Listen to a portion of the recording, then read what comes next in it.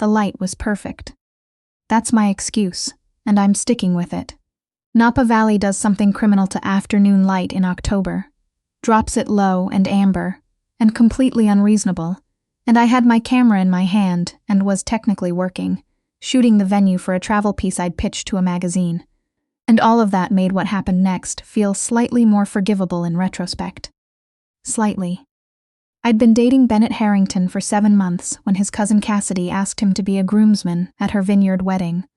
Bennett called me from his office in Boston, voice warm and a little careful, the way it got whenever he was asking something that mattered to him. "I know it's a whole weekend, and I know you have the coastal living deadline," he said, "but I'd really love for you to be there. My family is..." A pause. A lot. But they're my family. He was good at framing things honestly so you knew what you were getting into, while still making you feel like whatever the hard part was, it was worth it with him. 7 months of Bennett had been like that. Clear, steady, deliberately kind in a way I hadn't realized I'd been starving for. I said yes immediately. That tells you something about where my head was. What I did not know, because Bennett had mentioned it exactly once, in a tone suggesting he'd rather not discuss it further, was that he had an identical twin. "Holden runs the investment side of the family holdings," Bennett said the night before we flew out. "We were at my apartment, him folding clothes while I cleaned lenses. In that comfortable domesticity a couple falls into without noticing. He's good at it, very good. He set down a shirt. We operate differently. We don't have a lot in common anymore." "How identical?" I asked. "Our mother put different colored rubber bands on our wrists until we were 6. I laughed. He didn't. "Just stay close to me at the welcome dinner," he said. "Holden has a way of making people feel like the most important person in the room. It's a technique, not a feeling." I filed that away and forgot about it almost immediately, because the vineyard was extraordinary, and the welcome dinner was relaxed and strung with Edison lights. And I was too busy cataloging Good Light to worry about a brother I hadn't met yet. Here's what actually happened. About 20 minutes before dinner, Bennett had gone ahead to help his cousin with a wine refrigerator situation, and I'd stayed at the far edge of the vineyard to get one more set of shots. The rows of grapevines stretched toward the valley in the last of the golden hour, and at the end of the second row, someone stood with his back to me, looking out. The build was right. The height was right. Dark hair, slightly curled at the collar, dark trousers, exactly what Bennett had changed into before we headed down. I didn't think. That's what 7 months of easy physical shorthand does to you. I set my camera on a fence post, walked up behind him, and covered his eyes with both hands. "Guess who?" I said. He went completely still. Not the way Bennett goes still when I sneak up on him, which involves a full-body flinch and extremely undignified swearing. This was a different kind of still. Controlled. Like something had been paused instead of surprised. "Bennett?" I said, pulling my hands back. "Did I actually?" He turned around. The face was Bennett's face. Exactly. Same jaw, same dark eyes, same slight cleft in the chin. But the expression was nothing I recognized. No warmth reaching toward me, no immediate smile. Just a cool, assessing quiet, like I was information being processed in real time. "Wrong twin, darling," he said. His voice was a half-step lower than Bennett's. I only knew that because I'd heard Bennett's voice that morning, and the contrast was measurable in my chest. I stepped back. My heel caught a divot in the grass, and I lurched sideways, and he caught my elbow with one hand, quick, precise, like he'd anticipated it. And that was when I understood that this man moved through the world anticipating things. "I'm so sorry," I thought. "From behind you look exactly. I didn't know you'd be out here," Bennett went ahead to. "Audra," he said. That stopped me. He said my name like he already knew it, which he probably did, but something about the particular way he said it, like he was learning its shape, made it land differently. "I'm Holden," he said. "I've been looking forward to meeting you." Something about that sentence meant several things at once, and I felt all of them. Dinner that night had the controlled chaos Bennett had described. Lawrence and Sandra Harrington were gracious and warm, with an invisible layer of evaluation running underneath. His sister Portia was sharp enough to make me sit up straighter. Youngest brother Sawyer was 19 and vocally reconsidering his major in real time.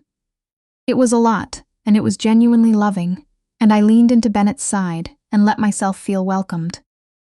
Holden sat across the table and said almost nothing for the first 40 minutes. I noticed because I kept trying not to. Every time I glanced up, his attention was already there. Steady, unreadable, not aggressive, just present in a way that had physical weight. "Audra's going to be in coastal living next spring," Bennett said, squeezing my hand under the table, pride in his voice, genuine and uncomplicated. "The Morrison Vineyard spread," Sandra said warmly. "I read that." "She won Bennett started. "You choose subjects that make the viewer feel like they've arrived somewhere they've always meant to go," Holden said. The table went quiet for half a beat. "I looked up your work," he said, as if this were a normal thing to announce at dinner. "The light you catch feels deliberate, like you understand that the right angle at the right moment changes everything you see." Nobody quite knew what to do with that. "That's possibly the most Holden sentence ever spoken at a meal," Portia said into the silence. The corner of his mouth moved. Not quite a smile. Then the moment passed, and he was back to watching the table with that same neutral attention, and Bennett's hand found mine under the linen cloth and held on. The wedding was beautiful the way Napa weddings are built to be.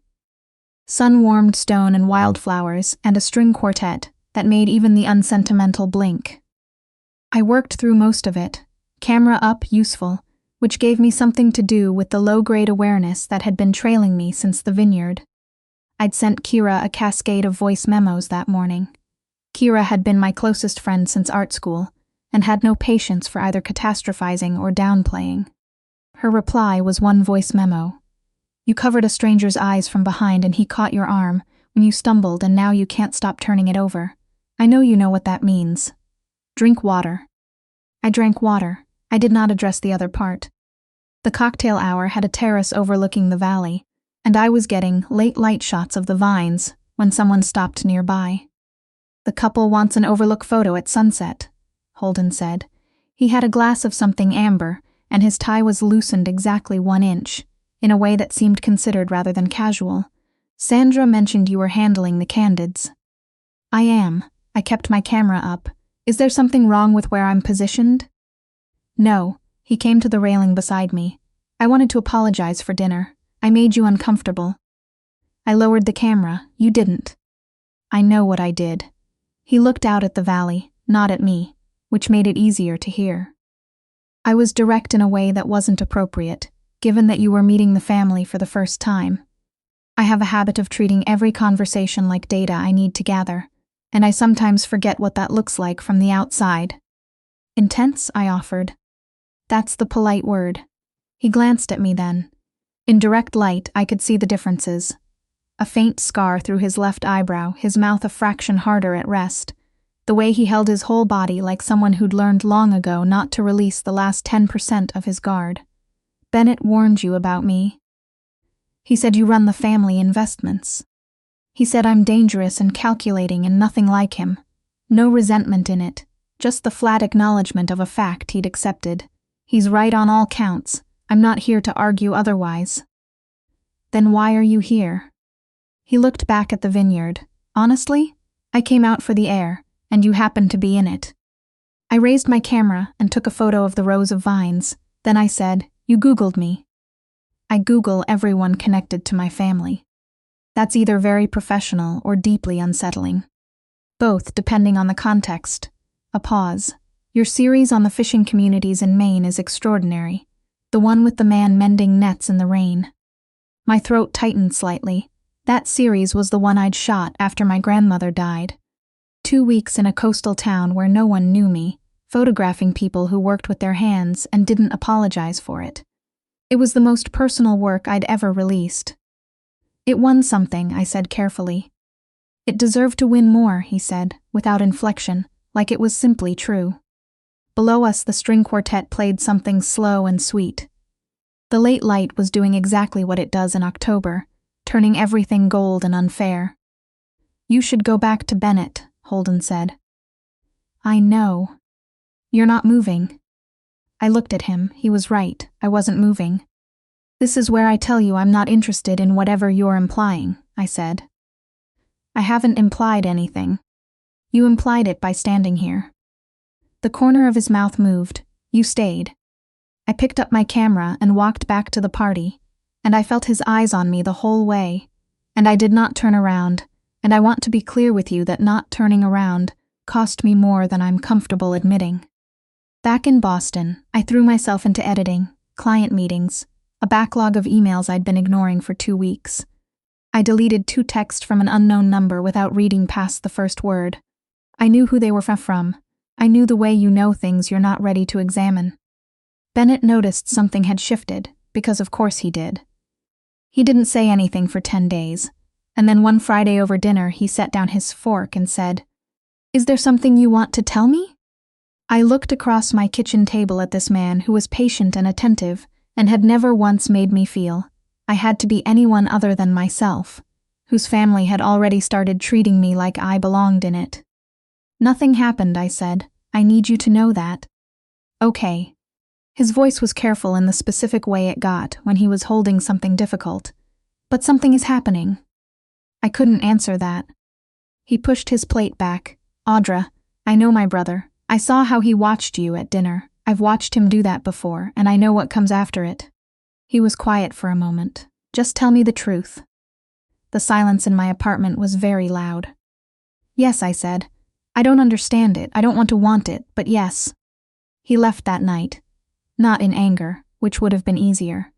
He left quietly, with the dignity of someone who had suspected the answer before they asked, and I sat on my couch for a long time looking at nothing. Holden called 2 days later, not texted called, which felt deliberate. "Before you hang up," he said, "I want to say something that has nothing to do with Bennett, or the family, or anything except what's actually true." "Go ahead," I said. I don't know why I said go ahead instead of hanging up. I've spent a lot of time thinking about that. I've spent 15 years building things that are profitable and sustainable, and leave no room for variables I can't control, he said. I'm good at it. It's not something I regret. But you standing at the end of a vineyard row, trying to catch the last 20 minutes of good light. That was the most interesting thing I'd seen in a very long time. Not because of what you look like, because of what you were doing with your attention. I said nothing.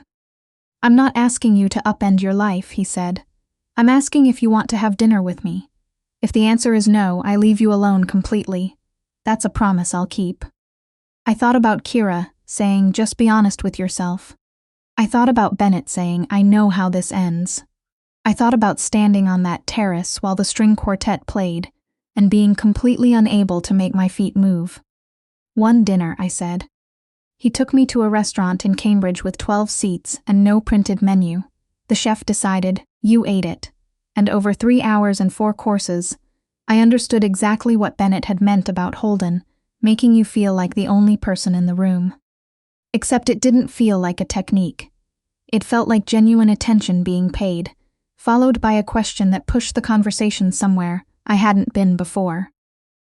Do you ever shoot subjects you don't love? He asked over the last course. Sometimes, commissioned work. What do you do differently? I look for the one true thing in whatever the subject is, I said. Even if it's a corporate campus or a product launch, something real is always there somewhere. I try to find it. He was quiet for a moment. That's exactly how I approach investment decisions. Find the one true thing. That sounds calculated. It is. He held my gaze across the table. I'm not pretending otherwise, but it's also honest. I don't put resources into things I don't believe in. What do you believe in? He looked at me for a moment that lasted slightly too long. Fewer things than I used to, he said, and a few new things. I drove home alone and sat in my car in the parking garage and called Kira. I'm in trouble, I said. I know, she said. What does your gut say? My gut said something I didn't want it to say. I said it anyway.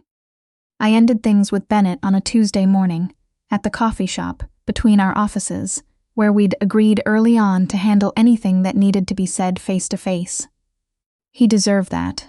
He deserved more things than I was capable of giving him, which was the honest center of the whole problem. I know, he said when I finished. His hands were wrapped around his mug. I'm sorry, I know that doesn't. Does he know you're here right now? No, this isn't about Holden. This is about what's true. He looked out the window at the street for a long moment. I wanted you to be the right person for me, Audra. I thought if I was patient enough, if I gave it enough time. He stopped. She was always going to know the difference, though. The right person always does. That broke something in me quietly. Bennett. It's okay. He stood and picked up his jacket. I don't blame you, I mean that fully. Holden is going to take longer. A small, honest breath. But not you. He walked out. I sat there until the barista brought me a glass of water without being asked, which was one of the kindest things a stranger had done for me in recent memory. 6 months later, on a Thursday morning, 2 pink lines changed the shape of everything I'd thought I understood about my near future. 3 tests, all consistent. Kira drove over immediately, and we sat on my kitchen floor because neither of us could figure out a better location. What do you want? She asked. Keep it, I said, before she'd finished the question. I know we should talk through. Okay, she said, then we call Holden. Not yet. I need to figure out how to say it without it sounding like I'm telling him he has to stay. Audra, she looked at me directly. Tell him. I told him over dinner at his apartment. I watched him go completely still, that familiar, specific stillness, and I talked too fast, covering timelines and caveats, and I understand if this changes things until he crossed the kitchen in 4 steps and kissed me. When he pulled back, his hands were on my face. I want this, he said. His voice had a roughness I'd only heard a few times before. Both of you. Whatever it requires, we figure it out. That's not in question. He pressed his forehead to mine. Are you okay right now? Scared, I said. So am I. He said it without hesitation, which was possibly the most surprising thing he'd ever told me. That makes 2 of us. The Harrington family learned about it the way families learn most things. Through Sandra, who had already quietly known, and asked Bennett directly whether he'd heard the news. And Bennett said, What news? And the conversation that followed was the one nobody had fully prepared for. Bennett came to see me the following week. He stood in my doorway, looking like someone who'd walked a long way and wasn't entirely sure they'd arrived at the right place. I'm not here to make this harder, he said. I know. Is everything okay? Are you healthy? We don't know it's a she yet, I said, but yes, everything's fine. Good, he nodded. Something complicated moved through his face. Holden called me. I waited. He said he knows he owes me an honest conversation, that he'd been avoiding it because he didn't have the right words yet, but he was working on finding them. Bennett's mouth twisted slightly. That's more self-awareness than I expected from him. He's been surprising me consistently. Bennett looked at me for a moment. I hope he keeps doing that, he said, with the specific care of someone who had decided something difficult and made peace with it before knocking on the door. For your sake, and hers. Bennett. I'm going to be fine. He said it like a fact he'd assembled deliberately. It's going to take time, but I'm going to be fine. And when she gets here, a small, honest smile, she's going to need an uncle who's the sensible one in the family. I'm available for that. He left before I could find what to say back. Nora Alma arrived in early April, 2.5 weeks ahead of schedule, and I'll spare you the detailed account of labor, except to tell you that Holden, who conducts high-stakes negotiations without visible stress, spent the last hour before she arrived, holding my hand hard enough to leave marks and asking the anesthesiologist in increasingly precise language what additional options were available, until I squeezed his hand and said, I need you steady, and he took one long breath and became exactly who I needed. She was born at 6:41 in the morning. When the nurse set her on my chest, I felt like every photograph I'd ever taken had been practice for understanding this particular quality of light. Nora Alma, I said. Holden touched her hand with one finger, deliberate, careful, and something in his face went somewhere I'd never seen it go before, open in a way he almost never allowed. Alma, he said quietly, for your grandmother. I thought you might like that. I like everything about this, he said. All of it. The parts that were complicated to get to, and the parts that weren't. He leaned down and pressed his mouth to my temple and stayed there. I'm not going anywhere, Audra. I need you to know that. I know, I said, and I did. Bennett came to the hospital on the second afternoon. He brought a small succulent in a terracotta pot instead of flowers, which was the most perfectly Bennett gift I could have received, and he stood at the doorway until I said, "Come in." He looked at Nora for a long moment. She was asleep, which was her primary commitment in those first 48 hours. "She has your nose," he said. "She has Holden's hands. Look at those fingers." He laughed once softly to himself. "She does." Holden stepped forward and put out his hand, not a gesture of performance, just a simple fact, and Bennett looked at it for a moment and shook it. "I'm not there yet," Bennett said, "but I'm working on it." "That's enough," Holden said. "That's more than enough." Bennett held Nora for a few minutes, very carefully, and told her she'd better have better judgment than either of her parents, which made me laugh for the first time in 3 days. Then he handed her back, said goodbye, and walked out with the particular posture of someone who'd done something hard and come out intact on the other side. I watched him go and felt something settle. Not resolution exactly, not the clean kind, but the real kind, the kind that acknowledges the cost and keeps moving forward anyway. There's a photo I took the night of the Vineyard welcome dinner, after everything had already been set in motion, without my knowing it. Not a commissioned shot, not one anyone asked for. I was at the edge of the terrace, adjusting my settings, and I caught the light hitting the rows of grapevines at the exact angle that makes you feel like you've arrived somewhere you've always meant to go. I didn't know it then. I was just doing what I always do, looking for the one true thing in whatever the subject is. Looking back, I think the camera already understood what I hadn't caught up to yet. That some moments carry the whole future inside them, if you're paying the right kind of attention. The safe choice and the right choice don't always line up. Sometimes they pull in opposite directions so hard, it takes everything you have to trust what you feel over what makes sense on paper. But sometimes, not easily, not without real cost, they converge into something that couldn't have been planned and can't be explained, and turns out, in the end, to be the truest photograph you've ever taken.